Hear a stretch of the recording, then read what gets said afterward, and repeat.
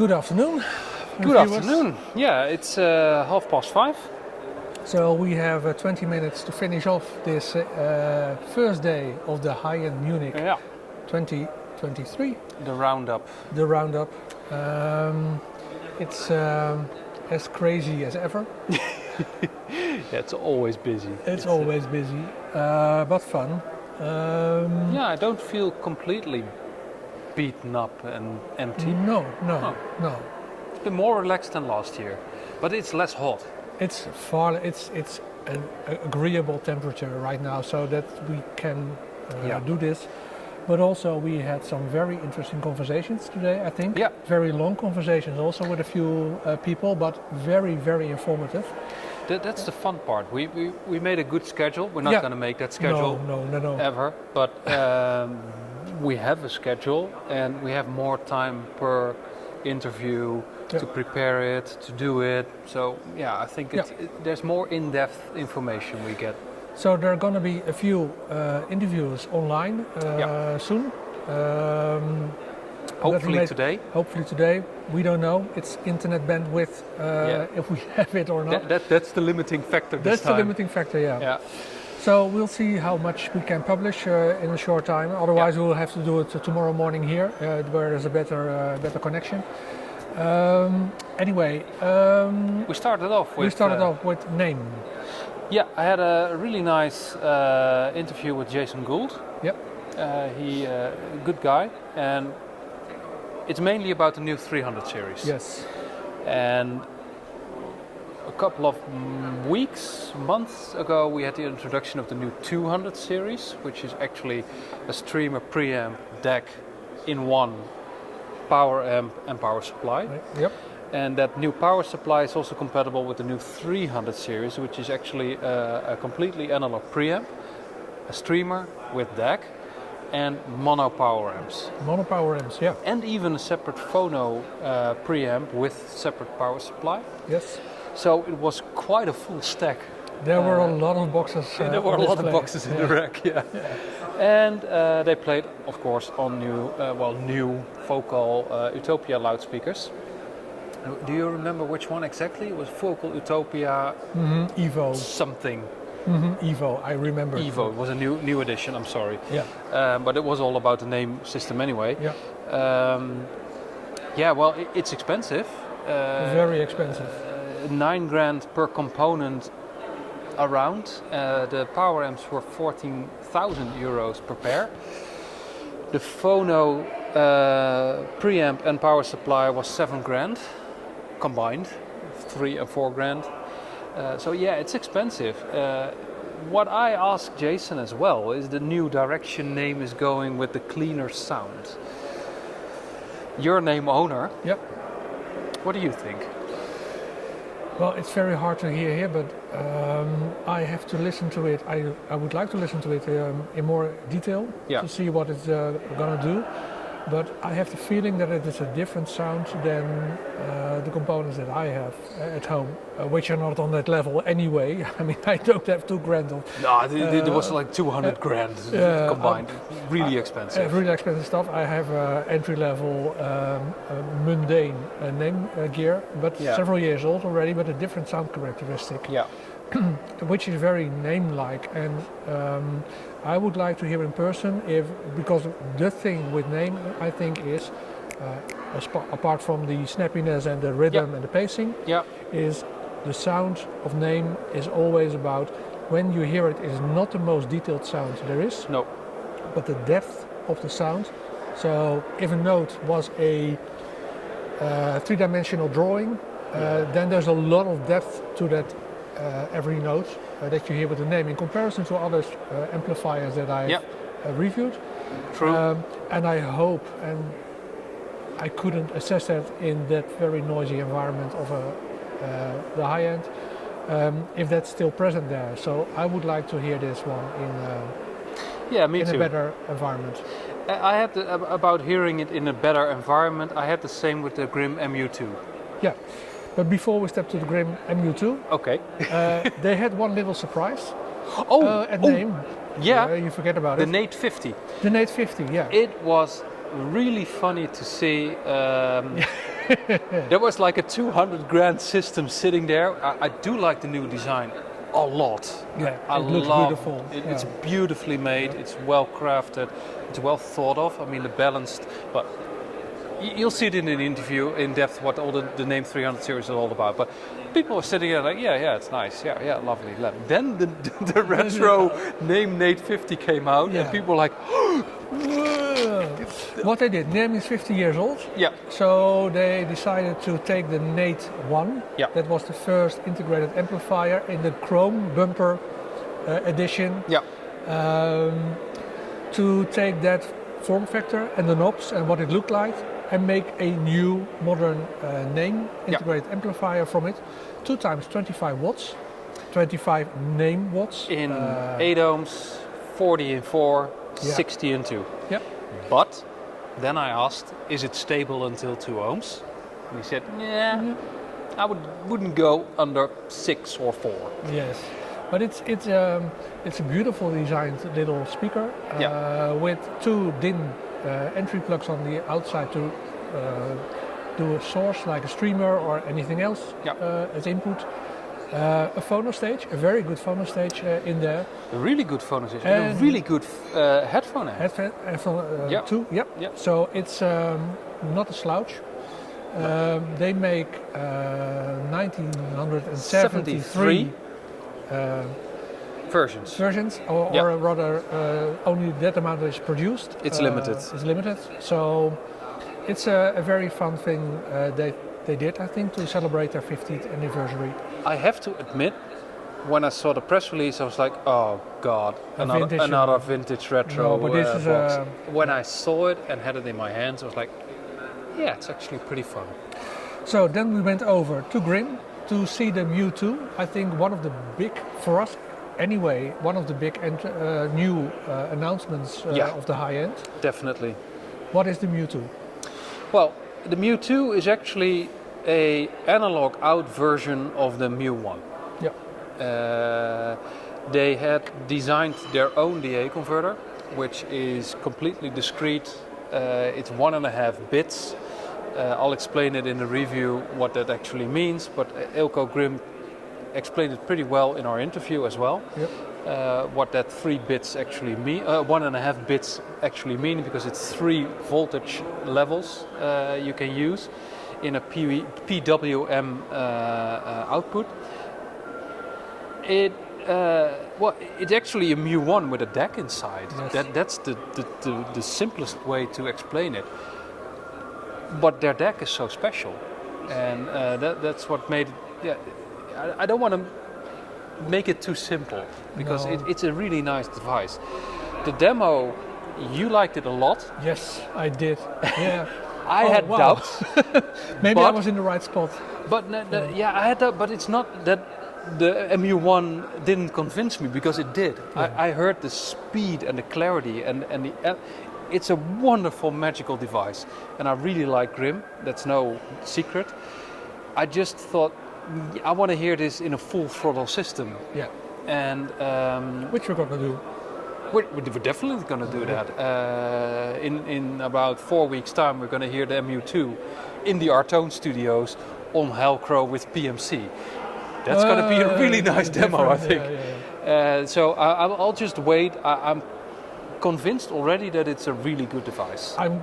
I can tell you it's a really good device. I, I will tell you right now, Yeah, it's a really good it's a device. really good device. Because I was sitting there listening to the music. Yeah. They had a very strange loudspeaker amplifier system to demo the MU2, and I think there one of your reserves is coming from. Yeah. And from other people that we spoke A little bit as well. Yeah. But what I heard was that there was such an open, transparent sound. Oh, absolutely. Without being tiring, but really open and fast in transient response, in a way, which is very difficult. And I heard it later on, because we heard so much systems around here, and I heard every time, if you have a big system and you listen to it and you have that wow factor, I mean, it all sounds nice, but that first start of a piano note, if Yeah. a piano player really does this on Yeah. the piano, then that sound that has to come, it always builds up a little bit. True. Because that transient response is really, really, really difficult for any kind of device. Yeah. That MU2 on those speakers, Yeah, that was amazing. It is extremely fast. I've never Yeah. ever heard anything like that. It reminded me, Yeah. and that's what I told Grimm and Ilko and Guido as well. It reminded me. It has some similarities with the Mola Mola, but I'm not going to say which I prefer because it's not important. But it's that same speed and clarity and wonderful transient response. I am really, really looking forward because Yeah. the Grimms will be released about October Yeah. this year. They have to prepare.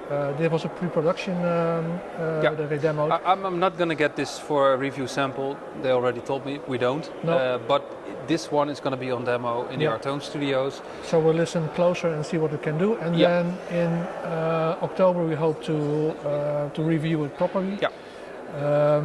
And then we had a very long conversation with Ilko, which was wonderful. That's why man. I wanted to have 10 interviews today. Yeah, We didn't, maybe no. it just took too long. Yes, but it was fun. It was fun. Yeah. So then we went over to PMC, the loudspeaker, and they had a reveal of a new loudspeaker, Yeah. the Prodigy 1 and the Prodigy 5. The thought Prodigy it- 1 was a little bookshelf and the Prodigy 5 a floor standard. And it is their entry-level PMC. I thought it was going to be more expensive, Yes. but it's really affordable. Yep. 1,500 for the bookshelf, 2,500 for the floor standing speaker, 2,400 Yeah. around. When I was in the back, I wasn't convinced. Then the room Emptied. emptied, and I went to the front, and I was like, "Ooh, it's actually pretty good." What is special about this one, because they had a long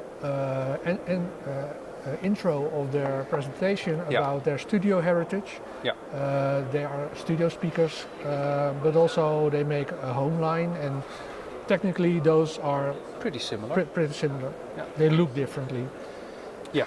So what they did was that same stuff that you have in the studio gear, they brought also to this Prodigy. Yeah. There is a high frequency dome tweeter in there. Yeah. With a crossover at 1700 hertz. Really low. Really low. Yeah, really low for. Which is the same as tweeter. they have in their studio Mhm. stuff. So there were not. So we had a very nice interview also with a product designer and had a product design.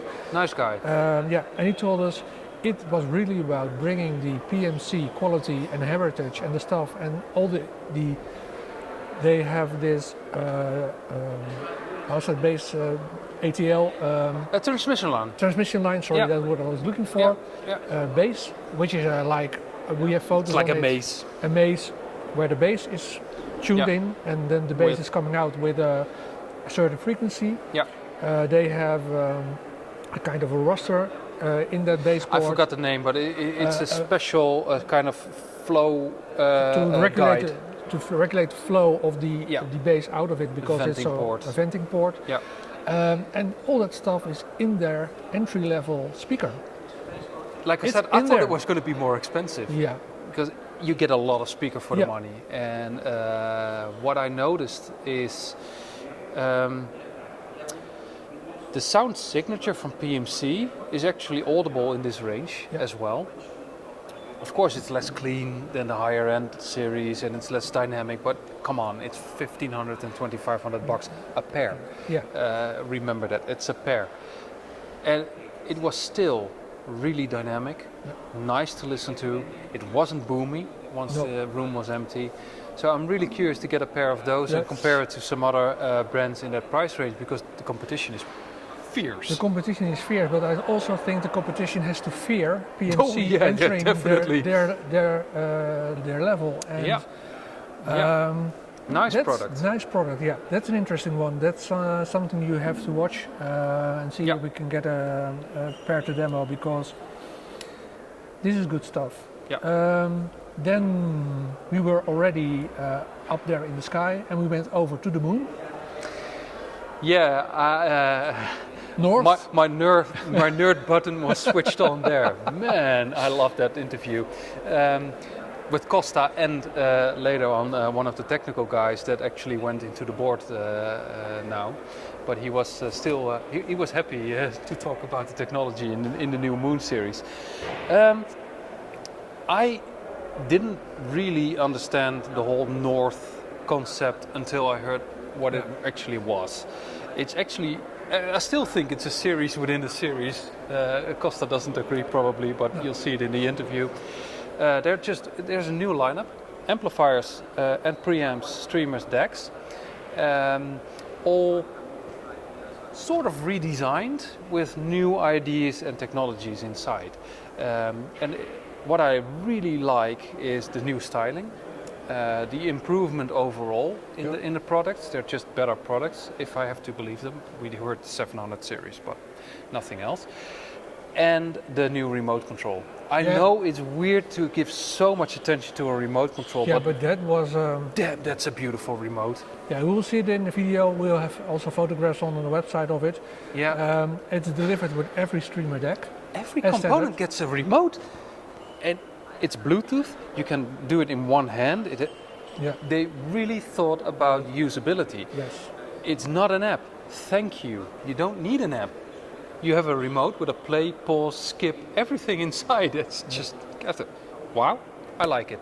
Yep. And the demo was pretty good. Yeah, but also what I liked about the North collection, there are the 6 series, the 7 series, the 8 series. Yeah. Yeah, that's it. Yeah. Yeah. All a streamer DAC combination and an integrated amplifier. Yeah. And those... well, the 800 series not. That's a power amp. That's a power amp. Yeah. It's a stereo power amp. Yep. So this is the first big stereo power amp in the 800 because it's mostly mono. Okay. So that's different. But yeah, it's integrated amps, it's streamers and power amps in the 800. Yeah. But it's like 600 level, 700 level, 800 level with the same design, the same beautiful remote control. Yeah. Nicely done, I think. I'm gonna even check of die nog loopt, want soms dan stopt die. Ja, hij loopt nog. Okay. 17 minuten. Nou, dan even knippen. What is not on camera is their new amplifier design. And that's where I got really happy. That was the other long conversation. It was a really long conversation. But normally Moon doesn't use feedback. Global feedback is not a Moon thing. Because it has some issues and they don't want to use it. But the thing is, if you don't use global feedback in an amplifier, the noise and distortion goes up. Yeah. And they thought, you know what, we want to make the new ones better and cleaner and less distortion and stuff like that. So they used a comparator circuit parallel to the amplifier circuit. The comparator knows what the input is and what the output is. Then the difference is distortion. It's like a balanced design in a cable. They flip the signal, so you get like an anti-wave. And they inject it on the output, so the distortion is gone. So you still don't have the global feedback, but the distortion is gone. Oh God, that's just awesome. But it's not easy to do it. I know that Benchmark does some sort of variation on that, and probably some other amplifier people as well. But when he talked about it, he was really happy, and I like it when a designer is proud of his work and can talk about it, and I think it's a very clever solution. You don't lose speed, you do get a clean signal, and we had some other talks about Class D and issues and phase and stuff, but that's for another time. Then I want to touch on a few smaller things that we uncovered today, or covered today, and then we had interviews. We went over to Primare. Nice talk. Nice talk as well. There were 2, I think, important announcements for people who are using Primare stuff. They have a new dac-board, so they have a modular design in some of their stuff. In their higher lines. So if you have a module with a DAC, there will be a new model with a new DAC on it, so you can swap it out, which is nice. And also their app is going to be launched this fall. I already heard it before when I reviewed the MP5 Yeah. Mark II. Cobus and Tidal will be integrated in the Primare app, but we had more insight into why they made that decision, which was nice. And also they said, and that we heard before also from other manufacturers, hey, if we integrate Cobus and Tidal into our own system, into our own app, our own ecosystem, better. It sounds better. That was something. Yep. We didn't discuss it. He just told me. Yes. Yes. That's funny because there is actually a pretty big difference sometimes. Yep. Yeah. So Primare consumers, every component which has Prisma right now will be upgraded. So very we're nice. in for a treat. Yeah. Then we went over to JBL. There's the 4329P monitor speaker, which is an active speaker. Yeah, they call it a studio speaker, but that's Strangely funny enough. because I think it's a consumer product, but Anyway, we we had the smaller one. This is the bigger brother of the same kind of design. They demoed a little bit too loud for my taste, but still there was no distortion audible. It was just too loud for my taste. I like the smaller one. Yep. I think it's a really good product. It's very complete. It's very good sounding for the price. This one was 4,300 a pair. It's a lot of money. A lot of money, but I still think it's an interesting proposition because it's everything you need. yeah, You just have the speakers. That's it. Ethernet cable in, and you're done. then you're done. Yeah. Then I think we uncovered a little theme from this high end when we went over the Spandor and we saw an on-wall speaker. Yeah. I think we noticed a few more today. Dali. Dali also. I think on-wall speakers are going to be the new little trend. They're gonna be more. Did you see? Was it an active one? No. It was passive. It was passive. Okay. Yeah, because we have the system audio still in our offices. I have to review them. Yeah. They're active, of course. Those are active, That was the big surprise on the iEar show in the Netherlands for me. It sounded incredibly good in that setting. This was passive. Passive. That's interesting because then you need a power amp and okay. Yeah. But we did see, I did notice there are a lot of other companies bringing out on-wall speakers, so I think that's going to be a trend. Yeah. And it makes sense because you have a very it's a clean install. Clean install and a better way to control your bass. Definitely. And imaging and everything else, so it's... you use the wall, yes. which is normally your enemy. Yep. Now you use the wall as a boundary and I think it can work pretty well if you design the product like it should. Yeah, and Spandor. They probably did a good job. Yeah. Then we had a talk with the people from Sbooster. Yeah. Which was also very nice because there was a lot of information in there. Sbooster is the power supply, the big linear power supplies. Nice open conversation. Very open conversation, and we learned a lot from that conversation. So you will see more in the future about things we're going to review from them. They have some interesting stuff in the pipeline. Yeah. We also talked about the speed of linear power supplies, and they agreed with a lot of stuff we discovered in our recent tests. And then they told us, we know if you do this and then if you do that. Yeah, that was quite interesting actually, because they admitted they know they have a compatibility list, and they use a lot of user feedback in their compatibility list. They also try a lot of stuff themselves, and they actually gave us pointers how to fix the issue, and that was an interesting thing because we're going to try. We're going to try, definitely try. Yeah. I think having that the opportunity to have that kind of conversations with people who actually design stuff and create stuff, that's great. And also we gained a lot of insight again into power and power supplies and why it's so important from this conversation. What I like, we gave some pretty heavy feedback. Like, you know what, we discovered this. Normally, if you design a product, that's not nice to hear. Yeah. He said, you know what, we know. This is why we did that. Yeah.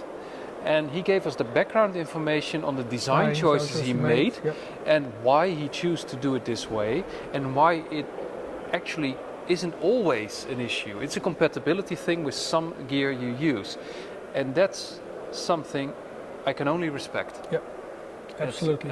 Yeah, I really liked the conversation. It was nice. Yeah. And then we had the TAD.